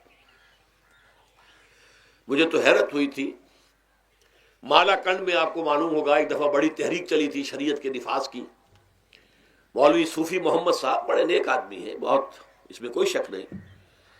80,000 کا مجمع لے کر، جلوس لے کر وہ چل پڑے تھے اسلام آباد کی طرف. جیسے ابھی اکرم آوان صاحب نے دھمکی دی تھی کہ 3 لاکھ میرے پاس ہیں، لیکن وہ 3 لاکھ میں سے وہ تو ان کے ہاں جمع جو ہوئے مشکل 5 سے 6 ہزار آدمی جمع ہوا تھا کوئی. لیکن یہ تو 80,000 کو مالا کنڈ سے دے کر اور دریائے اٹک تک تو پہنچ گیا تھا. اللہ کا بندہ، 80,000 کا قافلہ وہاں روکا گیا. لیکن ان سے بھی جب میں نے جا کر بات کی کہ مولانا شریعت آپ نافذ کروانا چاہتے ہیں، لیکن کیا آپ بچیوں کو بھی وراثت کا حق دینے کو تیار ہیں؟ کیا نہیں، یہ تو رواج کا معاملہ ہے. میں نے کہا لا حول ولا قوت الا باللہ. اگر یہ رواج کا معاملہ ہے تو باقی چیزیں بھی رواج کی ہیں. پھر شریعت بدل چکی ہے، اب شریعت کا رواج نہیں رہا، ساری شریعت چھوڑ دیجیے آپ. لیکن ان کی نیکی کی بات ہے یہ کہ پہلے توجہ کبھی ان کی ادب نہیں ہوئی، لیکن میری یہ بات جو ہے ان کو لگ گئی ان کے دل کو. اگلی مرتبہ جب ان سے ملنے گیا تو انہوں نے کہا کہ اب میں نے بیعت لینی شروع کی ہے لوگوں سے کہ وہ اپنی بیٹیوں کو بھی حق دیں گے، وراثت کے اندر تقسیم کر کے دیں گے حصہ. لیکن یہ کہ اس وقت تک انہوں نے کہا تھا ابھی کل 28 آدمیوں نے بیعت کی ہے. وہ 80,000 سے بیعت یہ لینی آسان کام نہیں ہے. 80,000 کو جوش دلا کر شریعت کے نام پر لا کر ٹکرا دینا یہ آسان کام ہے، لیکن 80,000 سے یہ بیعت لینا کہ پورے شریعت پر عمل کریں گے یہ بہت مشکل ہے. یہی تو وجہ ہے ہمارا قافلہ اگر سست گام ہے تو کیوں ہے. ہم یہ کہتے ہیں کہ پہلے میدان میں آنے سے پہلے اپنی ذات پر، اپنے گھر میں دین نافذ کرو، پھر باہر نکلو. اپنی معاش اور اپنی معاشرت پر اسلامی شریعت نافذ کرو، پھر باہر آ کر اسلام کا نعرہ لگانے کا تمہیں حق پہنچتا ہے، ورنہ نہیں. اگر تمہاری اپنی ذات پر دین نافذ نہیں، چہرے پر 12 بجے ہوئے ہو، اللہ تعالیٰ کے نبی کی سنت کا کہیں آثار دور دور تک نظر نہ آ رہے ہو، روزانہ پھاوڑا چلا رہا ہو آدمی نبی کی سنت کے اوپر شیو کر رہا ہو، اور پھر وہ کہے میں اسلام چاہتا ہوں. بھائی اللہ کے بندے، پہلے ذرا یہ کمی پوری کر لے. اور اگر تیرے کاروبار میں کوئی حرام شے ہے، تیری معاش میں کوئی حرام شے ہے، کوئی سودی معاملہ کیا ہو، ختم کر اس کو. اللہ کے بندے، بینک کی سروس کر رہا ہے، چھوڑ اس کو. اگر یہ کام کر لو، بے پردگی اختیار کی ہوئی ہے. اللہ نے تو پردہ سکھایا ہے، اللہ کے نبی نے پردہ سکھایا ہے، شریعت اسلامی نے پردہ رکھا ہے. مردوں اور عورتوں کا اختلاط پسند نہیں ہے. اس پر عمل کرو، پھر آنا میدان میں، پھر دوسروں کی غلطی جو ہے بتانا اس کو کہ یہ تم غلط کر رہے ہو، مشرف تم یہ کر رہے ہو، غلط کر رہے ہو، فلاں تم یہ کر رہے ہو، غلط کر رہے ہو، نواز شریف تم یہ کر رہے ہو، غلط کر رہے ہو. لیکن یہ ہے کہ اس سے پہلے اپنے اوپر. اس لیے میں نے آپ کو بتا دیا وہ واقعہ کہ انہوں نے بتایا، بعد میں اور بھی آ گئے ہوں گے انشاءاللہ، مجھے امید ہے. لیکن جب میں ملا تھا تو انہوں نے کہا تھا ابھی صرف 28 آدمیوں نے بیعت کی. بہرحال عورتوں کا ایک حق ہے جو حضور نے بیان فرمایا اور قرآن مجید نے بیان کیا، عاشروہن بالمعروف. عورت کا اکرام ہو، بیٹی کی حیثیت سے بھی، بہن کی حیثیت سے بھی، بیوی کی حیثیت سے بھی، اور ماں کی حیثیت سے تو سمجھو کہ جنت جو ہے وہ ماں کے قدموں تلے ہے۔ الجنت تحت اقدام الامہات، فرمان ہے محمد رسول اللہ صلی اللہ علیہ وسلم کا۔ لہذا اکرام، عورت کا اکرام، عورت کی عزت، بیٹی کی حیثیت سے بھی، بہن کی حیثیت سے بھی، بیوی کی حیثیت سے بھی، اور ماں کی حیثیت سے بھی۔ عاشروہن بالمعروف، اپنی بیویوں کے ساتھ رہو بھلے طریقے پر، نیک طریقے پر، اچھے طریقے پر۔ حضور نے یہاں تک فرمایا خیارکم خیارکم لأہلیکم وانا خیرکم لأہلی۔ دیکھو مسلمانوں، اے میرے صحابیوں، تم میں سے بہتر لوگ وہ ہیں جو اپنے گھر والوں کے حق میں بہتر ہیں، نرمی کرتے ہیں۔ عورت کے بارے میں یہ بھی فرمایا، ایک مرتبہ سواری تیز دوڑا رہے تھے جو بھی اونٹ کو لے کے جانے والے تھے، جبکہ ہودج میں کچھ خواتین سوار تھیں۔ حضور نے فرمایا دیکھو نا، یہ نگینے ہیں جو سوار ہیں، ان کو زیادہ دھکے نہ لگواؤ تیز تیز اونٹ چلا کر، ان کے ساتھ نرمی ہو، ان کے ساتھ نیکی کی جائے، ان کے احساسات کا خیال رکھا جائے، ان کے ساتھ زیادتی نہ ہو۔ مار پیٹ کا کیا سوال، معاذ اللہ ثم معاذ اللہ۔ ان کے ساتھ جو ہے عاشروہن بالمعروف، بھلے طریقے پر گزارا کرو۔ یہاں تک فرمایا ہو سکتا ہے کہ کسی وجہ سے تمہاری بیوی جو ہے تمہاری نگاہوں سے گر جائے، اب آپ کے دل میں اتنی محبت نہیں رہی، لیکن اللہ فرماتا ہے دیکھو ہو سکتا ہے کہ اس میں کوئی پہلو ایسا ہو، تلاش کرو، کوئی پہلو ایسا ہو بہتری کا کہ جس کی وجہ سے تلاش کر کے اس کو اپنی نگاہوں میں مرکوز کر لو، تاکہ اس کے تمہارے دل میں اس کے لیے محبت دوبارہ اثر نہ ہو، اس پہلو کی وجہ سے جو تمہاری نگاہ سے اوجھل تھا۔ وہ اچھائی اس میں ہے، سیرت کی اچھائی ہے، صورت بہت اچھی نہیں ہے، اللہ نے سیرت اچھی دے دی ہے۔ جو کچھ دیا، جو اچھائی ہے، جو بھلائی ہے، اس کو تلاش کرو اور نگاہ کو وہاں پر جماؤ تاکہ تم ان کے ساتھ اچھا سلوک کر سکو۔ اس سے آگے آئیے، معاشی میدان ہے سب سے زیادہ سخت اور سب سے زیادہ کٹھن اور سب سے زیادہ ظالمانہ نظام۔ اس میں سب سے بڑا ظلم جو ہمارے پاکستان میں ہے وہ یہ زمینداری، غیر حاضر زمینداری، اور یہ جاگیرداری۔ محنت کرے کسان مزدور ہاری، عیش کرے جاگیردار زمیندار، یہ اس سے بڑا ظلم اور کوئی نہیں ہو سکتا۔ اور چونکہ ہماری معیشت بنیادی طور پر زرعی معیشت ہے، ہمارا تو زیادہ تر جو آبادی کا طبقہ ہے وہ کاشتکار ہے، لہذا سب سے بڑا ظلم جو ہو رہا ہے وہ در حقیقت یہ زمینداری، غیر حاضر زمینداری اور جاگیرداری۔ اب اس میں سمجھ لیجئے اس بات کو اچھی طرح، کتنا بڑا ظلم ہے۔ ایک شخص خود شہر میں رہ رہا ہے، لاہور میں، ساری سہولتیں اسے حاصل ہیں، کتنی سہولت ہوتی ہے، ٹوٹی کھولی اور پانی آ رہا۔ دیہات میں جا کے بیچارے کاشتکار کو وہاں ہو سکتا ہے کہیں سے دور سے پانی کھینچ کر لانا پڑتا ہو کسی کنویں سے، کہاں اسے یہ سہولت ہے کہ ٹوٹی کا کان مروڑا اور پانی حاضر، کہاں یہ سہولت ہے کہ بجلی کا بٹن اوپر سے نیچے کیا اور بقا روشن ہو گیا۔ یہ ساری سہولتیں بھی لے رہا ہے اور وہ تنخواہ بھی لے رہا ہے کوئی، یا کوئی کاروبار بھی کر رہا ہے، اور ایک زمین اس کے پاس ہے، فلاں ضلع میں میرا رقبہ ہے، اس رقبے پر جو کاشت کر رہا ہے آ کر اس کی کمائی میں سے، اس کی فصل میں سے آدھا بٹا کر لے جاتا ہے۔ کیا حق پہنچتا ہے اسے؟ یہ مزارعت جو ہمارے ہاں جس کو جائز قرار دے دیا گیا، یہ دور ملوکیت میں جائز قرار دیا گیا۔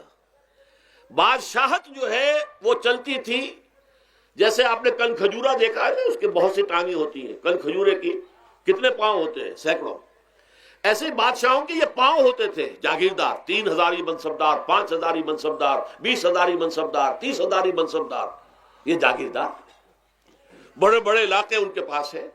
اب ظاہر بات ہے کہ وہ خود تو کاشت نہیں کر سکتے نا، انہیں تو مزارع چاہیے، لہذا مزارعت کے جائز ہونے کا فتویٰ دیا گیا۔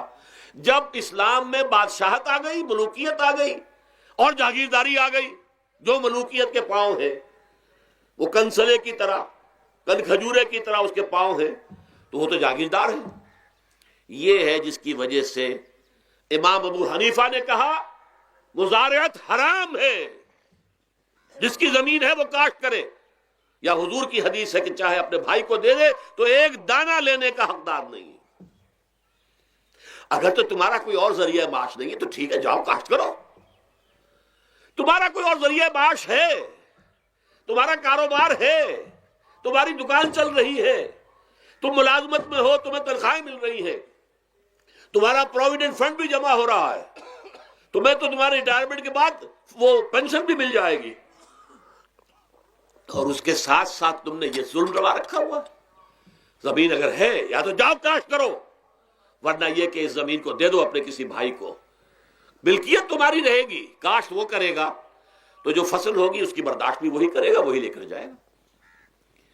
یہ فتویٰ ہے امام اعظم امام ابو حنیفہ رحمۃ اللہ علیہ کا، یہی فتویٰ ہے امام مالک امام دار الحجرہ امام مدینہ امام مالک رحمۃ اللہ علیہ کا، دونوں کا فتویٰ یہ ہے، اور عظیم ترین یہی دو ہیں، اولین بھی یہی دو ہیں، عظیم ترین بھی یہی دو ہیں۔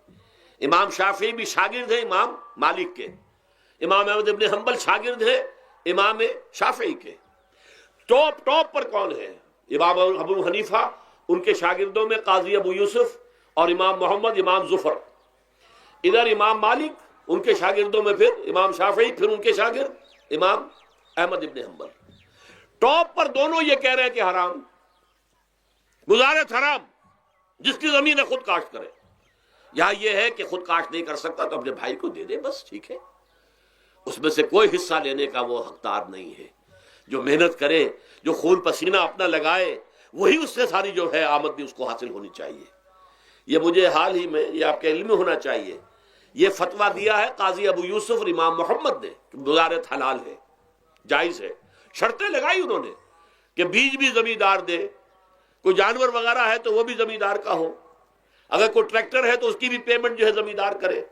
یہ ہے شرطیں، یعنی اس کا کوشش کی ہے کہ اس جاگیرداری کا ڈنک جو ہے کم ہو جائے، اس مزارعت کے اندر جو مضرت ہے وہ کم ہو جائے، لیکن یہ کہ اصلاً اسے جائز قرار دے دیا۔ ہمارے ہاں کون شرطوں کو کون دیکھتا ہے، آداب کو کون دیکھتا ہے، قواعد و ضوابط کو کون، ہنیئن مریا، جیسے کہ ماں کا دودھ پیتے ہیں ایسے ہی یہ مزارعت کی جو آمدنی ہے اس کو کھا رہے ہیں۔ حرام ہے، حرام ہے، حرام ہے۔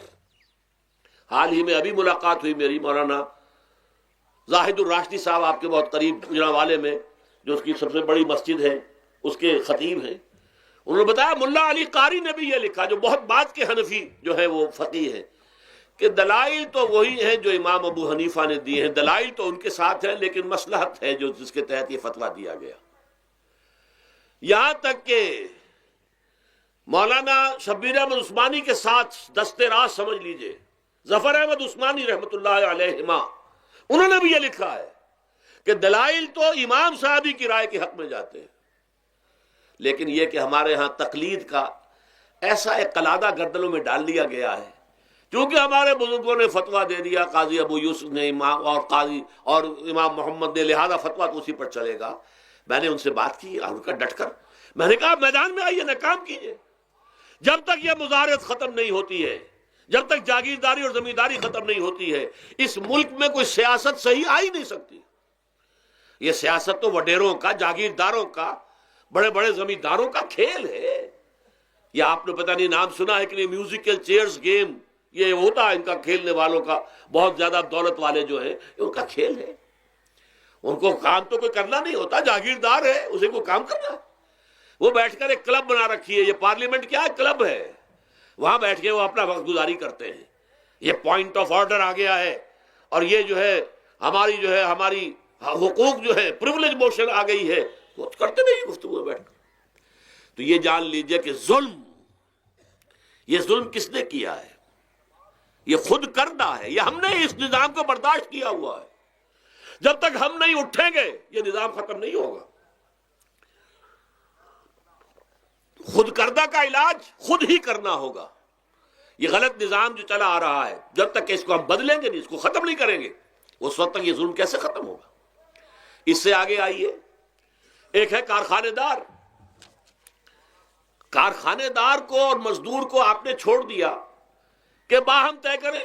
کارخانے دار کہتا ہے میں تو صاحب آپ کو 15 روپے دوں گا، کام کرنا ہے تو کریں، نہیں کرتے تو نہ کریں۔ آپ نے زیادہ سے زیادہ یہ کیا کہ نہیں، یہ ویج بہت کم ہے، آپ نے ایک یونین بنا لی، کچھ ہڑتال کر دی۔ اچھا ہڑتال کر دی، 10 دن کی ہڑتال کے بعد غریب مزدور کا تو بچہ ہو سکتا ہے بھوکا مرنے لگے، کارخانے دار کی صحت پہ کوئی اثر پڑے گا؟ اس میں لاکھوں ہیں، کروڑوں ہیں، اس کی صحت پر کوئی اثر نہیں پڑتا۔ لہذا یہ ظلم ہے۔ اس ظلم کا علاج کیا ہے؟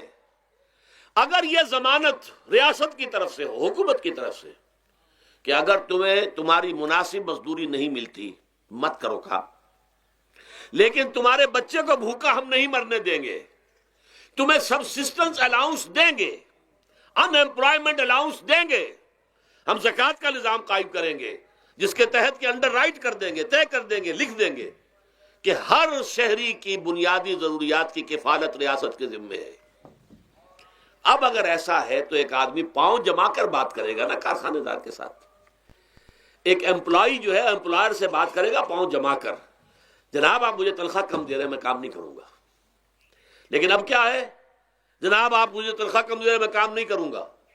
مالک کہتے جاؤ دفعہ ہو جاؤ، پھر وہ کیا کہتا ہے؟ اچھا جی میں اسی تنخواہ پہ کام کروں گا، اس کا تو کوئی فائدہ، اسی کی جائے کہاں وہ؟ مارکیٹ میں تو سرمایہ داروں کا گٹھ جوڑ ہے، انہوں نے کارٹلز بنا رکھے ہیں، وہ تو ظاہر بات ہے کہ وہ ویج نہیں بڑھائیں گے، الا یہ کہ مزدور کی پوزیشن ایسی ہو کہ وہ بھی ڈٹ کر کھڑا ہو جائے۔ اور وہ ڈٹ کر کھڑا کب ہوگا؟ جب اس کو ضمانت ملی ہوئی ہو ریاست کی طرف سے، حکومت کی طرف سے، کہ اگر تمہارے پاس جاب نہیں ہوگا، کام نہیں ہوگا، تمہارے پاس کوئی مزدوری نہیں ہوگی تو تمہیں اتنا وظیفہ تو ہر مہینے ملتا رہے گا جس سے تم اور تمہارے اہل و عیال جو ہے وہ کم سے کم زندہ رہ سکو۔ پھر کھڑے ہو کر بات کر سکتا ہے مزدور، پھر صحیح جو ہے ان کے درمیان معاہدہ ہوگا تو وہ منصفانہ ہوگا، عادلانہ ہوگا۔ جب تک یہ نہیں ہے، اور یہ نظام کیسے ہوگا جب تک کہ زکوٰۃ کا نظام قائم نہ کیا جائے۔ اب زکوٰۃ کا بھی ایک نظام تو وہ تھا جو بدنام کرنے کے لیے زکوٰۃ کو ضیاء الحق صاحب نے نافذ کیا، وہ تو بدنامی ہے، وہ تو سود کا کمیشن ہے کہ سود میں آپ کو اگر 6% ملتا تھا تو 2.5% انہوں نے کاٹ لیا، 3.5% آپ کو دے دیے، تو سود میں سے حصہ لے لیا ہے نا۔ سود کو حرام کرے اور زکوٰۃ پورے مال پر، سارے تجارتی اموال پر مال زکوٰۃ لے۔ آپ کی دکان میں جناب 10 لاکھ کا مال پڑا ہوا ہے، 2.5% کے حساب سے دے دیجئے، کتنا من اکاؤنٹ آپ کر لیجئے گا۔ کوئی ایک ہے اسٹاکسٹ، آپ کے گودام میں اتنا سٹاک پڑا ہوا ہے، اتنی مالیت کا 2.5% دیجئے، تمہاری اتنی بھیڑیں بکریاں ہیں، اتنی بھیڑیں اتنی بکریاں نکال دو۔ جب تک کہ تمام اموال میں سے زکوٰۃ نہ لیجیے، یہ کیا کہ بینک کے اندر جو جمع ہے اس پر سے زکوٰۃ کاٹ لی، انا للہ و انا الیہ راجعون، نام اس کا زکوٰۃ رکھا ہے، اور خیرات کا ایک نظام بنا دیا، کچھ خیرات اور کچھ سیاسی جو ہے اپنا ہتھ کنڈا، کہ وہ ان کے ناظمین زکوٰۃ جو بن رہے ہیں اور زکوٰۃ کونسلیں بن رہی ہیں، وہ سب کون ہیں؟ جو ہمارے سیاسی طور پر ہمارے ساتھی ہیں، ہمارے ورکرز ہیں۔ اور پھر جتنے غبن ہوئے ہیں اور جتنا اس کے اندر مس اپروپریشن، سب کو معلوم ہے ہمارے معاشرے میں آخر اگر حکومت کے جتنے محاصل ہیں وہ غبن ہوتے ہیں تو زکوٰۃ کا کیوں نہیں غبن ہوگا؟ زکوٰۃ کو آسمان سے اتری ہے، بلکہ زکوٰۃ میں سے غبن کرنا تو آسان ہے، اس لیے کہ سود میں سے کاٹا ہوا ہے، اس میں تو انسان جو ہے وہ برا بھی محسوس نہیں کرے گا کہ یہ تو سود ہے، لعنت ہے، اگر اس کو میں نے کچھ ہضم کر لیا تو کیا ہو گیا۔ جب تک کہ یہ دو نظام نہیں آئیں گے، اور تیسرے یہ کہ سود کے ذریعے سے جب تک کہ یہ ظلم، سود کا نتیجہ کیا نکلتا ہے؟ اصل میں ہمارے عام آدمی سمجھتے ہیں سود کہ اچھا ہے جی، کیا ہے، ایک آدمی نے پیسے جمع کرائے ہیں، اب اسے ہر مہینے اتنا پیسہ مل رہا ہے۔ عام آدمی بھی ہمارے ہاں یہ جو پٹھانوں والا سود ہے، یہ جو سود خور گاؤں میں بیٹھے ہوئے ہیں جو بہت بڑی شرح کے اوپر سود دیتے ہیں اور خون چوس جاتے ہیں لوگوں کا، اور ان کے کسی طریقے سے قرضے ختم، ان کو تو سبھی برا کہتے ہیں۔ کوئی ایک آدمی بھی آپ کو نہیں ملے گا کہ جن کے لیے کلمہ خیر کہے، ان کے لیے کسی نرمی کا یا ان کے لیے کسی بھی آسانی کا کوئی مطالبہ کرے۔ البتہ یہ جو بڑا سود ہے، بینک کا سود، کاروباری سود، اس کی شناخت لوگوں پر واضح نہیں ہے۔ یہ ایک بہت بڑے پیمانے پر یہ برائی جو ہے آپ کو انڈیویجول پر نہیں نظر آ رہی۔ انڈیویجول تو بظاہر سمجھتا ہے ایک فرد، بھائی ٹھیک ہے، میں جو دکان کے لیے مجھے قرض چاہیے تھا، مجھے قرض مل گیا، میں اپنا کاروبار کر رہا ہوں، تو میں جو کمائی کر رہا ہوں اس میں سے بینک کو بھی حصہ دے رہا ہوں اپنا، اس کے سود کا، اس میں کیا خرابی ہو گئی؟ اس کی خرابی سمجھ میں آتی جب آپ کو معلوم ہو اسی سود کے ذریعے سے دنیا میں اس وقت ایک چھوٹی سی اقلیت ہے، کل 1 کروڑ یا 1.25 کروڑ یہودی، اور پوری دنیا کی دولت کے اوپر قابض ہو کر بیٹھ گئے. یہ سارا وہ بینکنگ نظام جو یہودیوں نے بنایا، یہ IMF ورلڈ بینک جس کے ہم اس وقت غلام بن کر رہ گئے. ہمارا چیف مارشل ایڈمنسٹریٹر اسے کہیں یا چیف ایگزیکٹو کہیں، ہمارا تو حکمران ہے، ہمارا بادشاہ ہے اس وقت. اور وہ بادشاہ سلامت کہتے ہیں کہ یہ IMF اور ورلڈ بینک کے لوگوں کے گوڈے ہمیں پکڑنے پڑتے ہیں، گوڈے گٹے. کیوں؟ ہم غلام ہیں ان کے، اور ہم جکڑے ہوئے اس سود کے اندر. پوری دنیا کو یہودی سود خوروں نے در حقیقت اپنے شکنجے میں جو جکڑا ہے، جس طریقے سے کہ ان کو اپنے اندر ایک اپنے پورے ہتھ کنڈوں کے اندر جو باندھ کے رکھ دیا ہے، یہ سود کے ذریعے سے. اور اس کا نتیجہ کیا نکلتا ہے؟ دیکھیے، امریکہ میں کہتے ہیں بڑی جمہوریت ہے، لوگ ووٹ دیتے ہیں، لیکن حقیقت اگر لوگ جانتے ہوں کہ دیو استبداد جمہوری قوام پائے کو، تو سمجھتا ہے یہ آزادی کی ہے نیلم پری. ہم نے خود شاہی کو پہنایا ہے جمہوری لباس، جب ذرا آدم ہوا ہے خود شناس و خود نگر. اب امریکہ میں اصل میں کیا ہے؟ امریکہ میں کیپٹلسٹ کا نظام ہے. یہ حکومت کس کی ہے؟ سرمایہ داروں کی ہے. جو کروڑ پتی نہ ہو وہ الیکشن نہیں لڑ سکتا. اور کروڑ پتی جو ہے اپنے پیسے کی بدولت وہ صحافیوں کو خرید لے گا، ٹیلی ویژن چینلز خرید لے گا، وہ لوگوں کے ذہنوں پر چھا جائے گا، آ جائے گا. یہ گورنمنٹ آف دی کیپٹلسٹ ہے، ناٹ عوام. یہ دھوکہ ہے، فریب ہے سرمایہ داروں کا. وہاں وہ جاگیردار اس طرح کے نہیں ہیں، سرمایہ دار ہیں.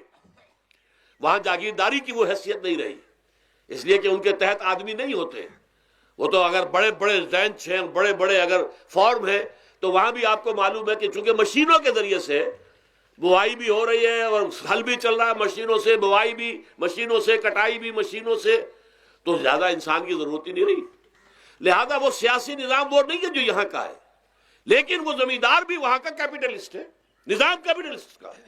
تو در حقیقت یہ ڈیموکریسی جو ہے، اس سے جو کہتے ہیں government of the people by for the people, نہیں، گورنمنٹ آف دی کیپٹلسٹ، سرمایہ دار کی حکومت ہے. اور سرمایہ دار جو ہے اس نے اپنی کلب بنائی ہوئی ہے، بیٹھا ہے، پارلیمنٹ ہے، یہ کانگریس ہے، یہ سینٹ ہے، یہ سرمایہ داروں کی کلب ہے. باقی عوام کے لیے وہاں کیا ہے؟ واقعہ یہ ہے کہ عام آدمی امریکہ کا بھی یہ ضرور ہے کہ بنیادی ضرورتیں محنت کر کے خون پسینہ ایک کر کے اپنی وہ حاصل کر لیتا ہے، لیکن بہت نچلی سطح پر ہے. عام آدمی وہاں بھی بہت نچلی سطح پر ہے. اور ایسے لوگ ہیں معدود گنتی والے جو 40 50 بلین کا ایک چیک لکھ سکتے ہیں، وہ سب یہودی ہیں. House of Rothschilds, house of Goldsmiths, یہ سٹی بینک جو یہاں بھی آ گیا ہے اپنی ساری گندگیاں پھیلانے کے لیے، سٹی ہاؤسز اور سٹی کار، یہ کیا ہے؟ یہ جکڑ لینا ہے آپ کو. آپ کو ذرا سا دھوکہ دیا، جاؤ جی لے لیجئے، کوٹھی لے لیجئے، ہم آپ کو قرض دیتے ہیں. آپ پھول گئے، اتنی بڑی کوٹھی کا میں مالک ہو گیا. اب جب اس کا قرض دینے کا چکانے کا معلوم ہوا کہ میں تو غلام ہو کر رہ گیا ہوں، جو کماؤں وہ سارا کا سارا ان کی قسط کے اندر چلا جائے گا. اور اگر خدا نہ خواستہ کہیں ڈیفالٹ کر گیا تو جتنا میں نے دیا تھا وہ بھی ہضم، اور مکان وہ ضبط کر کے اور نیلام کر دیں گے. اللہ خیر صلی اللہ. لیکن وقتی طور پر ذرا سا دھوکہ جو ہو جاتا ہوں، دیکھو اتنی بڑی کوٹھی کا میں مالک ہو گیا، دیکھو اتنی لمبی کار میرے پاس آ گئی، دیکھو فلاں شے میں نے حاصل کر لی. لیکن اس کا نتیجہ جو نکلتا ہے وہ تو وہاں والوں سے پوچھئے، جس طریقے سے کہ وہ غلام بن کر رہ جاتے ہیں، وہ مزدور بن کر رہ جاتے ہیں. جیسے بھٹوں میں آپ نے دیکھا ہے، بھٹوں میں جو مزدور ہوتے ہیں وہ بکے ہوئے ہوتے ہیں، وہ غلاموں کی طرح ہوتے ہیں. ان کو بلکہ لوگ ایک دوسرے سے خرید کر لے کر جاتے ہیں. ایک بھٹے والا آتا ہے اور دوسرے بھٹے کی جو مزدور جو غلام ہے ان کو وہ وہاں کی پیمنٹ کر کے اور لے جاتا ہے. وہ بالکل ان کے سرس کی طرح ہے، ان کے غلاموں کی طرح ہے. یہ ساری جو میں نے آپ کے سامنے گنوائی ہیں، یہ در حقیقت نوع انسانی کو جو تقسیم کیا گیا، انگریزی میں آپ کہتے ہیں ہیوز اور ہیو ناٹس. قرآن نے اس کے لیے کیا لفظ استعمال کیا؟ محرومین اور مترفین. اور ان مترفین کی وجہ سے اللہ کا عذاب آتا رہا دنیا میں. ان کے گلچھرے ابھی بسنت منائی، کس نے منائی؟ یہ لکھپتی کروڑ پتی ہیں، انہوں نے عیش کیے ہیں، راتوں کو نیند حرام کی ہے لوگوں کی، یہ بسنت منا رہے ہیں. کیا ہو رہا ہے؟ در حقیقت یہ وہی ہے مترفین. سورہ بنی اسرائیل میں فرمایا جب ہم یہ فیصلہ کر لیتے ہیں وَإِذَا أَرَدْنَا أَن نُهْلِكَ قَرْيَةً امرنا مترفیہا ففسقوا فیہا فحق علیہ القول فدمرناہا تدمیرا. جب ہمارا فیصلہ ہوتا ہے کہ کسی بستی کو، کسی علاقے کے لوگوں کو ہلاک کر دیں، تو مترفین جو ہیں، دولت مند لوگوں کو ہم حکم دے دیتے ہیں، آزادی دے دیتے ہیں، ان کی لگام ڈھیلی کر دیتے ہیں، اس میں فسق و فجور کا بازار گرم کر دیتے ہیں. اور جب پورا فسق و فجور کا بازار گرم ہو جاتا ہے، اچانک ہماری پکڑ آتی ہے، دمرناہا تدمیرا، ہم اس کو پٹخ کر رکھ دیتے ہیں، ٹکڑے ٹکڑے کر دیتے ہیں. یہ مترفین. اور دوسری طرف محرومین. اسی طریقے سے مستضعفین اور مستکبرین. ایک طرف مستکبرین ہے، ہاٹی پیپل، جو کہ پارلیمنٹ میں جاتے ہیں، جو جاتے ہیں سینٹ کے اندر بیٹھتے ہیں، جن کا ایک طبقہ ہے، وہ ایک علیحدہ ہی ہے، ان کی سوسائٹی علیحدہ ہے، ان کے تہوار علیحدہ ہیں. نیو ایئرز نائٹ پر جو کچھ یہ کرتے ہیں بدماشیاں، اس کا ذرا سا آپ کو اندازہ بہرحال دیہات کے رہنے والوں کو نہیں ہے. لاہور اور کراچی کے لوگوں سے پوچھئے کیا ہوتا ہے، اسلام آباد کے لوگوں سے پوچھئے، پشاور اور کوئٹہ کے لوگوں سے پوچھئے. یہ سب در حقیقت مستضعفین ایک طرف، مستکبرین دوسری طرف، محرومین ایک طرف اور مترفین ایک طرف. یہ سوسائٹی کو تقسیم کر کے، اور پھر تقسیم کرو اور راج کرو، ڈیوائڈ اینڈ رول. یہ آپس میں ٹکرائیں گے، آپس میں لڑیں گے، تم ان سب کے اوپر حکومت کرو. اب ظاہر بات ہے کہ اس کا علاج میں نے عرض کیا تھا نا کہ پہلے قسم کے دکھ تو وہ ہیں جو من جانب اللہ آتے ہیں، اس کا تو سوائے برداشت کے کوئی مادہ نہیں، کوئی اس کا اور ہمارے پاس چارہ نہیں. لیکن برداشت کا حوصلہ بڑھانے کے لیے وہ ساری باتیں ایمان کے ذریعے سے ہمیں ملتی ہیں. لیکن یہ جو خود کردہ ہے، اپنے غلط نظام کی وجہ سے جو دکھ ہم نے پھیلا رکھا ہے، جو محرومی پھیلا رکھی ہے، جو بھوک پھیلا رکھی ہے، جو لوگوں پر ظلم کا جو ہے بازار گرم ہو رہا ہے، چاہے وہ سماجی سطح پر ہے، گھروں میں ہے، چاہے بازاروں میں ہے، چاہے مارکیٹوں میں ہے، چاہے کھیتوں میں ہے، چاہے کارخانوں میں ہے، یہ سب ہمارے غلط نظام کا نتیجہ ہے، یہ اللہ کی طرف سے نہیں ہے. وما اصابکم من مصیبت فبما کسبت ایدیکم، یہ تمہارے اپنے ہاتھوں کی کمائی ہے، تمہارے اپنے ہاتھوں کے کرتوت ہیں، تم نے غلط نظام کو قبول کیا ہوا ہے. اب اس کا علاج کیا ہوگا؟ اب علاج ایسے ہوگا جد و جہد کے ذریعے سے اس نظام کو ختم کیا جائے. اس لیے کہ یہ تو میں نے آپ کے سامنے بیماری کا بیان کر دیا ہے، علاج کیا ہے انشاءاللہ اس کے بارے میں گفتگو جو ہے وہ پرسوں ہوگی 11 بجے دن. اقول قولی ھذا واستغفر اللہ لی ولکم ولسائر المسلمین والمسلمات.